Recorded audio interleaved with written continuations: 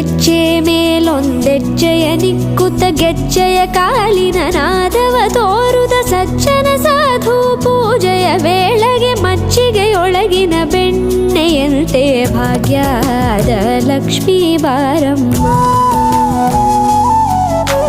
ಹೆಜ್ಜೆ ಮೇಲೊಂದೆಜ್ಜೆಯ ನಿಕ್ಕುತ್ತ ಗೆಜ್ಜೆಯ ಕಾಲಿನ ನಾದವ ತೋರುದ ಸಜ್ಜನ ಸಾಧು ಪೂಜೆಯ ವೇಳೆಗೆ ಮಜ್ಜಿಗೆಯೊಳಗಿನ ಬೆಣ್ಣೆಯಂತೆ ಭಾಗ್ಯದ ಲಕ್ಷ್ಮೀ ಬಾರಮ್ಮ.